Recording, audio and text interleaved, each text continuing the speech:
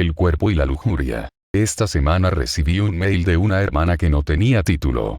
Por su contenido decidí adaptarlo y compartirlo. Uno de los temas quizás más obviados en la iglesia de hoy es la santidad personal. Según creo, esto no es solo un gran olvido, sino más bien un suicidio, ya que sin santidad nadie verá a Dios. En este breve artículo deseo ejemplificar qué relación hay entre el cuerpo y la lujuria sexual. Entendemos por lujuria, un vicio consistente en el uso ilícito o en el apetito desordenado de los deleites carnales, en este caso de orden sexual. Pablo, hablándole a cristianos acerca de relación del cuerpo con la lujuria, dice: ignoran que su cuerpo es el templo del Espíritu Santo, el cual está en ustedes, el cual tienen de Dios, y que no son de ustedes mismos. 1 Corintios 6, 19. O sea, que el cuerpo es templo. En los credos antiguos, ya sea judío o pagano, existía una división entre lo santo y lo profano. El templo representaba un lugar santo, esto es diferente que decir lugar profano. Nuestro cuerpo no solo es templo, al estilo de los templos paganos. Pues en esos edificios cuanto mucho podía habitar un espíritu inmundo, un demonio. Nuestro cuerpo es verdadero templo, templo del Espíritu Santo. El Espíritu de Dios mismo está dentro del cristiano. Esto implica que ya no vive él, ahora está Dios viviendo dentro de él. Nuestro cuerpo, y nuestro ser, han sido comprados con un alto precio, la sangre de Jesucristo, el Hijo de Dios, y como garantía, o anticipo, ahora hemos recibido el Espíritu que está en nosotros. Estas cosas provienen de Dios y nos recuerdan que no nos pertenecemos. Hay una historia de un joven que era observado desde una ventana, e ilustra cómo es que una persona cae presa de la lujuria. Aquel que lo miraba lo describe así: vi entre los simples, consideré entre los jóvenes, a un joven falto de entendimiento, el cual pasaba por la calle, junto a la esquina, e iba camino a la casa de ella. Más adelante dice que una mujer le sale al encuentro vestida como una ramera, una prostituta. Lo agarra, quizás por el rostro, y lo besa. Más tarde el joven le seguiría a su casa con intenciones de pecar juntos. Esta historia puede leerse en Proverbios 7. ¿Cómo es entonces que este joven usó mal su cuerpo? Observemos sus pies. Pasan por la calle, junto a la esquina, y van camino a la casa de ella. El joven tenía intenciones de visitar su casa, esto es contrario de alejar de ella su camino, sino más bien acercarse a su puerta. Leemos en Proverbios 5, 8. Aleja de ella tu camino, y no te acerques a la puerta de su casa. Esto no quedó solo en intenciones, sino que más adelante nos relata que se marchó tras ella. Pero, ¿cómo es que llegó a concretarse esto? ¿Qué pasó por la mente del muchacho?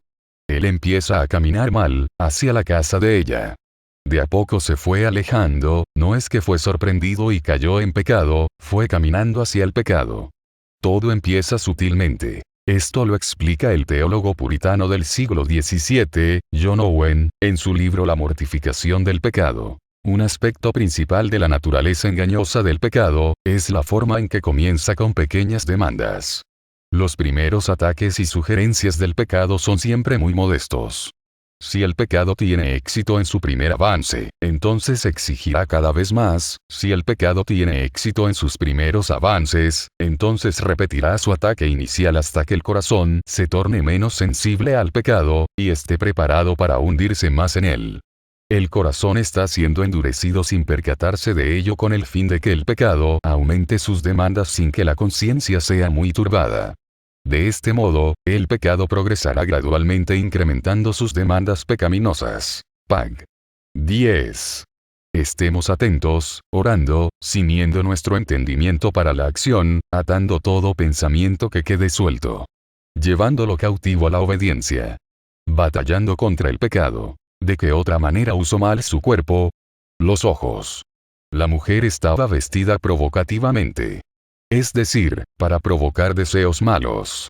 Una vestimenta no solo para presumir su cuerpo, sino también para seducir, para venderse como un objeto con tal de obtener placer. Me cuesta imaginar en este punto al joven con los ojos cerrados. Mirar a una mujer para codiciar su hermosura en el corazón es mirarla con ojos que nunca se sacían, y es muy distinto de ponerlos puramente en Jesús, el autor y consumador de la fe. La mujer usó mal su boca para emitir palabras suaves, aduladoras, halagadoras y sensuales. Lo que deja en claro que los oídos del adolescente también conspiraron en su caída porque fue rendido por las muchas palabras suaves.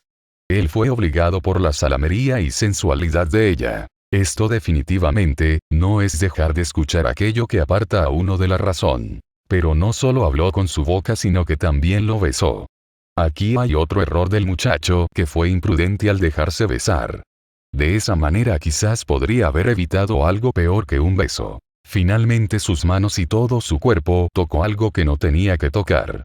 Una mujer casada, esto claramente es adulterio. Aquí todos podemos ver de una manera precisa la insensatez, la falta de entendimiento del joven. Él no escuchó las razones de la boca de Dios, y si lo hizo, se apartó de ellas. No le fue posible reconocer el camino inestable de esta mujer porque no consideró el camino de la vida.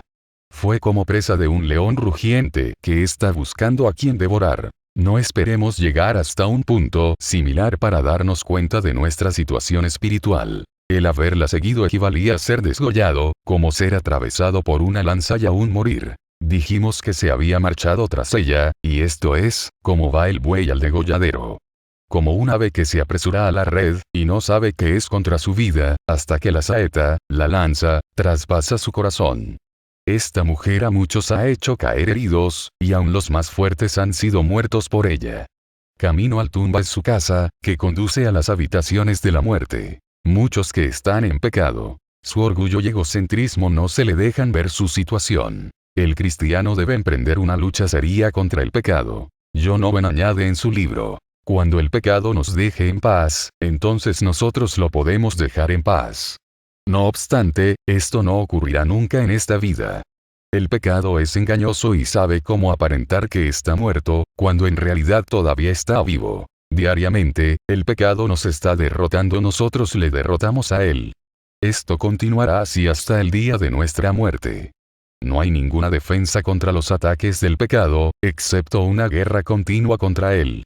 La única cosa que puede impedir que el pecado siga progresando es la continua mortificación de él. Pag 9:10. Aquellos que piensen estar firmes procuren no caer. Luis Rodas dijo en la serie de mensajes Relacionándome: toda persona no nacida de nuevo vive constantemente un proceso de caída.